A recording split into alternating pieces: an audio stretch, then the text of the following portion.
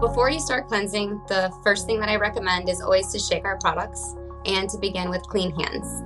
You're going to apply the product to dry skin. I'm going to start by removing makeup for those of you that remove makeup. This is just some suggested ways to do it. Of course, remove your makeup or cleanse your skin in ways that are more comfortable for yourself.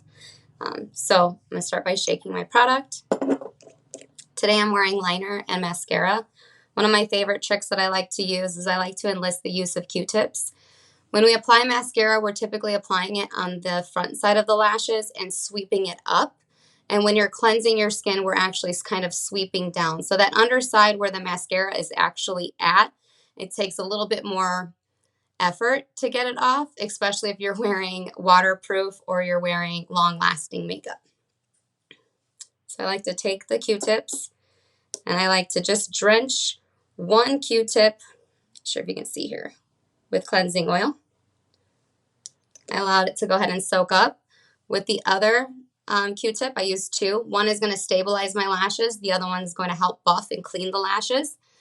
And again, I like to always recommend that everybody be very careful with your lashes when you're removing makeup from your brows or when you're removing makeup from your lashes. If you're over rough with your lashes or your brows and over time, then the hair no longer wants to grow back or doesn't grow back as strong. And as women, over time, as we begin to age, we start having thinner lashes and brows anyways. So you're going to put the dry Q-tip on the underside of the lash, and then you're just going to slowly swipe and roll up. Being very careful and mindful around the eyes, of course. And then you're able to get just a little bit more of that makeup off. Another way that you can remove your makeup is by enlisting a reusable facial pad, which we have these available here at Bamboo Earth. These are 2-ply. They're 100% cotton. They're very soft and wonderful.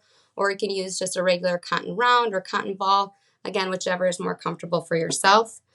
You want to put some of the product on your facial pad or on your cotton round. And then you can gently place it on the eye and press. And you're going to hold for just a few seconds. If you're wearing waterproof makeup, I would suggest waiting about 5 to 10 seconds. And then slowly rolling and rubbing it downward and outward of the eye. It helps pull off all of that dirt. And then, of course, we get the dreaded under eye. So you're going to swipe, you're going to roll it in half. I call this the hamburger roll. Put your finger inside there. And then just brace the eye. If you have more lost elasticity in the skin, brace the eye underneath the eye and gently swipe upward and out. Of course, being very mindful around the eye. We don't want to get any type of oil or product inside of the eye. Your eye will begin to flush in water.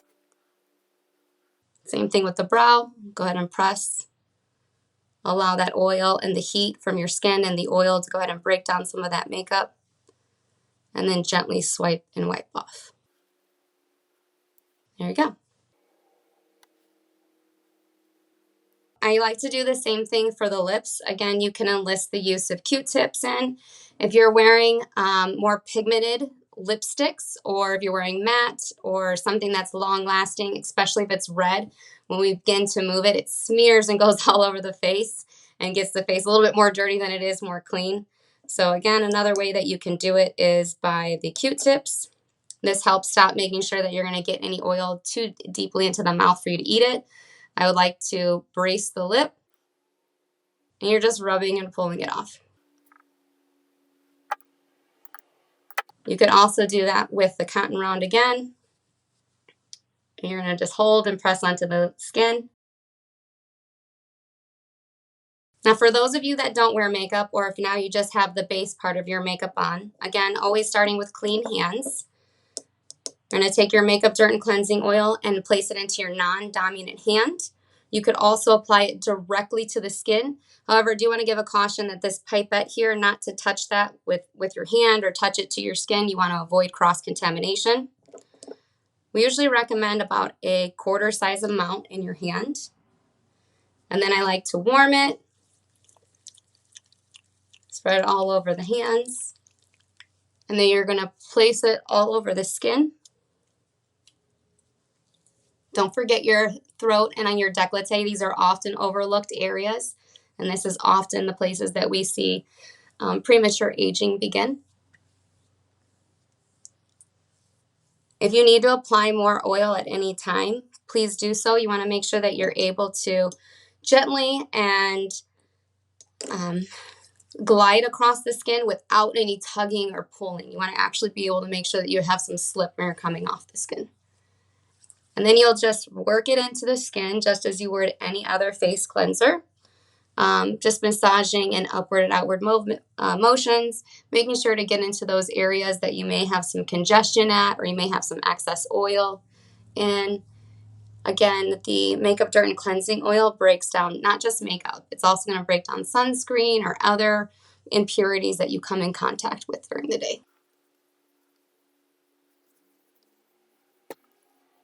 I like to pay extra attention here to the lip line, especially if you wear lipsticks or lip glosses. We tend to get those clogged pores, and it makes it harder for us to get that nice crisp line if you do wear like lip liner or lipsticks. Being very gentle in the eye area. Of course, you want to go around the eye, soft and smooth and outward motions. If you have some elasticity in the skin or a loss of collagen already, brace the skin in any of those areas. You just want to make sure you don't no pulling, no tugging on the skin.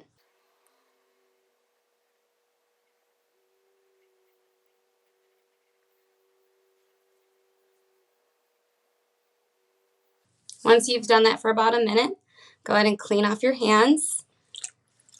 And then you're going to enlist the friends of either a facial washcloth, make sure that it's soft and gentle, or you can use our facial pads. We have these reusable facial pads that have two sides to them. They're really wonderful. You want to use really warm but not steaming water. You can press it into the skin, so then that way the warm water can help evict some of that off. And then you can use gentle upward and outward motions as well. Once one side of the pad is coated with oil and you're taking it off, you reuse the other side. And then rinse and wring out your rag as needed. Once you know all the oil is off your skin should feel soft and smooth and supple, but it shouldn't feel oily or greasy at all. It should feel nice and clean, taut but not tight. So one of the most common questions or problems that I get asked about the makeup dirt and cleansing oil is, do I need to remove this? And the answer is yes. Mainly because that's part of the cleansing process. We don't want to leave oil and our dirt and our debris and our makeup on our skin. The oil itself is to break down all of those impurities, and then the water and the facial washcloth is to help remove and evict those away from the skin. So the Rosewater Cleanser is really easy to use. Before each use, please make sure that you shake it every time. We don't use any binders or fillers or anything in our products. We want to make sure that we shake them prior to. You can use either our reusable facial pads. These are 2-ply and they're 100% organic cotton. Or you can use a cotton round or a cotton ball, whichever is your preference, or a facial washcloth, something that's soft and smooth that can be used on the skin. I like to go ahead and take it directly from the bottle. You can place it on top. I'm going to turn it over and allow it to get onto the pad. I normally do, about 2 to 3 soaks is the best way to explain it. You want it to have enough product on the pad where it does soak through on the other side. You're going to use one side for most of your face and then use the other side for the rest of the face. So be sure to cleanse your face, your throat, and your décolleté. These areas are often overlooked, and these are areas that we often have signs of premature aging sooner in life. You're going to apply it by swiping it in upward and outward motions on the skin. I like to use the first side of the pad for the décolleté as well as my throat up to the jawline. And then using the other side of the pad for the rest of the face. If you have looser skin, or if you have a little bit of loss of collagen or elastin in the skin, you can brace the skin. We want to avoid any type of tugging or pulling. If you have more sensitive skin, you can do what I call as a press and bounce, where you're just pressing and moving it across the skin. This is also beneficial if you have breakouts or any type of wounds on the skin.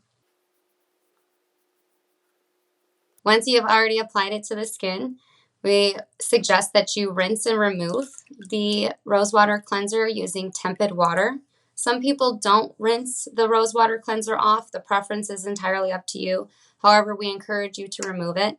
One of the reasons why we suggest that you remove the Rosewater Cleanser is so then that way it's prepped and ready to go for the next step, and you don't leave any film or residue on the skin.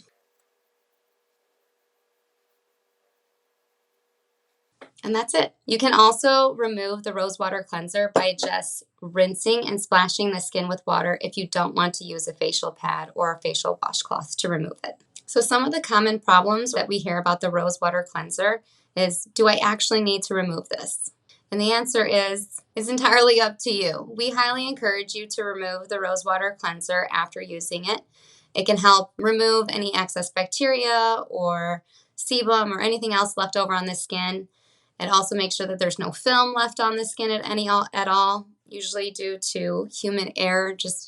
It's just what happens. But if you feel comfortable and if your skin enjoys it, you can leave the Rosewater Cleanser on your skin before moving on to your next step. One of the other problems that we get asked a lot about the Rosewater Cleanser is, what is this actually doing for my skin? Is it cleansing it all? And the answer is yes.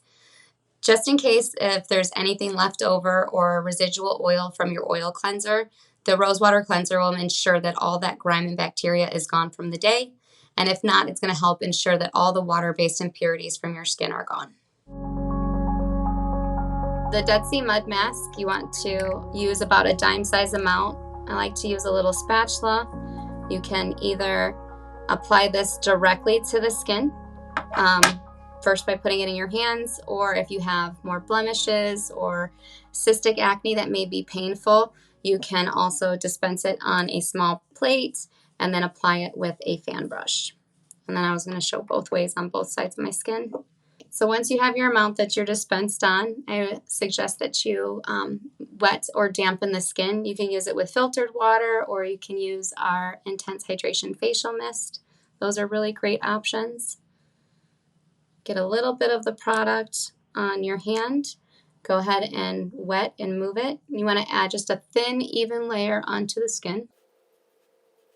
If you have more acne or if you have any painful blemishes, this is also a great one that you can apply with a facial brush.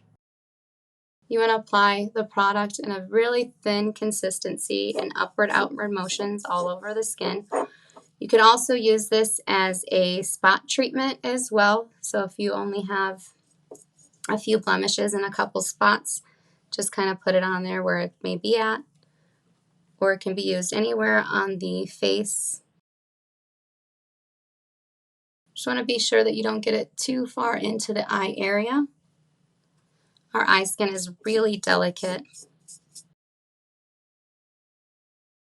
Those that have aging concerns on their throat or on their décolleté, you don't have to skip it out. The dime size amount is great if you're going to use this mask just on your face, but you can increase it to using about a quarter size amount. I have it like here on this little plate. And for those of you that are concerned with fine lines or wrinkles and aging on the throat and neck area, jawline, and décolleté, you can use this mask in all of those areas as well. It's going to increase the stimulation and circulation to the skin, so it may bring some mild redness or erythema. All right, so then once you have it applied to the skin, again, you want to apply it in a very thin application in upward-outward motions, and then allow the mask to dry or set. It should take about 5 to 10 minutes. And then you and I have a break until it actually starts to dry, unless you want to have me keep talking. When it starts to dry, it will start getting lighter in color, won't be as dark. It normally takes 5 to 10 minutes for the mask to completely finish drying. Don't leave the mask on any longer than the 10 minutes though, or it can start pulling out additional oils from the skin, and we don't want to increase any oil production. We just want to help maintain and balance your skin. All right, so once the mask is all dry, you can see I applied it too thick there. That's okay. But it's dry everywhere else on the skin. You're just going to take a facial pad or some type of facial washcloth, and I like to re-moisten and re-wet the mask. That way there's less tugging and pulling when you remove it, and then it wipes off much more cleanly. This mask also offers a gentle exfoliation while you're applying it and while you're removing it, because it has that stony, kind of slightly gritty feel to it. And then you can see in the areas that the mask is at, there'll be what's called mild erythema, or some redness, some pinkiness to the skin. And that's from that increase of circulation, that increase of blood flow to the skin.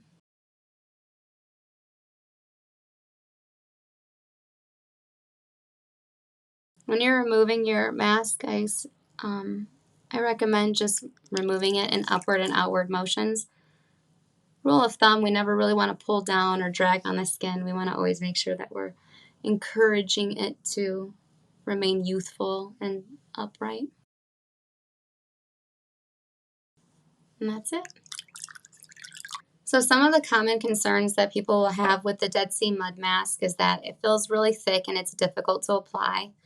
The skin should be moist or damp prior to applying it, and that will help thin out the mask and make it easier to apply in upward, outward motions in a thin, even layer across the skin. Another common objective that we get for the Dead Sea Mud Mask is that it dries out. So in between uses of using the mask, we suggest making sure that the lid is on correctly and the lid is tight, and to reduce its air exposure so it will stay fresh and ready to apply. In case your Dead Sea Mud Mask does dry, it's okay. There's no need to fear. You can add just a little bit of filtered water or mist it a few times with our Intense Hydration Facial Mist to revive the mask. Some people will say that the mask is a little overstimulating. The Dead Sea Mud Mask is overstimulating and feels a little tingly. That's completely normal. There's a lot of minerals and magnesium and salt in the Dead Sea Mud Mask, and that's increasing the circulation to the skin very quickly, which may be uncomfortable for some people. Our Dead Sea Mud Mask has a really deep, earthy, and mud aroma to it. It also contains tea tree essential oil and lavender essential oil, so you may pick up on some floral notes as well as some of more of astringent notes to it. To apply the Rosemary Toner, first, gently shake the product before each use. You can use either our reusable facial pads. These are wonderful. They're 2-ply. Or you can use any type of basic cotton round or cotton ball, your preference. After you've shaken the product, apply it to your cotton pad. I like to do about 3 dips. And then you're just going to apply it to the skin. Please don't skip the décolleté or the throat. Those are common areas that we can have aging or premature aging. And you're just going to swipe the product on the skin in upward motions. If your skin is a bit more sensitive, you can even press and push it into the skin. Be sure to get all areas of the skin. There's no need to remove this product. Leave it on the skin. So when you're applying the Rosemary Toner, it should feel nice and cool to the skin. It has that slight astringent smell to it. It's very lovely, and a little back of the rosemary you can smell onto it. It shouldn't sting. It shouldn't hurt. You shouldn't have any type of pain or irritation when applying it to the skin. Some of the common problems that we hear about the Rosemary Toner is that it has a very unique aroma. The Rosemary Toner, it has apple cider vinegar, alcohol-free witch hazel, and those have a little bit more of an astringent and stronger aroma that it takes a while to get used to if you aren't used to natural products, although many of our customers find it delightful. The Rosemary Toner shouldn't have any sensations on the skin. If you do feel tingling, it may mean that your skin barrier is compromised, so please reach out to us. We're happy to help. Another common problem we hear about the Rosemary Toner is, should we rinse this off? And the answer is no. Allow the product to dry naturally to the skin before moving on to the next step in your routine. The Rosemary Toner sometimes can be cloudy, and there's no need to worry. It has raw, organic apple cider vinegar in it, and those little wispies and the cloudiness is what we call the mother. It's actually the host, and it has all of those great enzymes that make this product so wonderful for your skin. It's very easy to use the Intense Hydration Facial Mist. Make sure you gently shake prior to each application, and then you're just gonna mist your skin. Don't skip out on your décolleté and your throat, and 3 to 5 mists is pretty good to get all over most areas. If you have dehydrated skin, we suggest that you saturate the skin before applying your moisturizer. And then once you have the mist on, immediately follow with your favorite serum and your moisturizer. Some of the common problems we hear about the Intense Hydration Facial Mist is how much do I use? And we suggest that you use 3 to 5 mists. Please don't skip your décolleté or your throat. If you have more dehydrated skin, then we suggest saturating your skin, so you may need some more mist, and then follow immediately with your serum or your moisturizer. We do not suggest letting the Intense Hydration Facial Mist dry on your skin. Follow immediately with your serum or your moisturizer of choice. And when it goes onto the skin, it's going to feel nice and cool and refreshing and calming. It's very beautiful on the skin. To use the Intense Hydration Cactus Concentrate, first we highly suggest that you mist your skin with the Intense Hydration Facial Mist or filtered water. Be sure not to skip your décolleté or your throat. I have dehydrated skin, so we suggest if you have dehydrated skin to generously saturate your skin. The Intense Hydration Cactus Concentrate, it comes with this little spatula. It helps reduce cross-contamination in your product. Dispense just a little bit. A little goes a long way. When you apply it to your hands, go ahead and emulsify the product to make sure that it becomes nice and smooth, and then press it into the skin.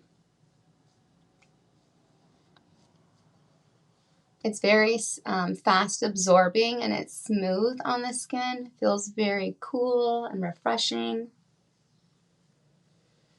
If you use too much, don't have any fear. Just remist yourself with the Intense Hydration Facial Mist. Or you can blot the skin with tissue. Don't rub, just blot. Pick up the excess that you've used. And then next time, just use a little less.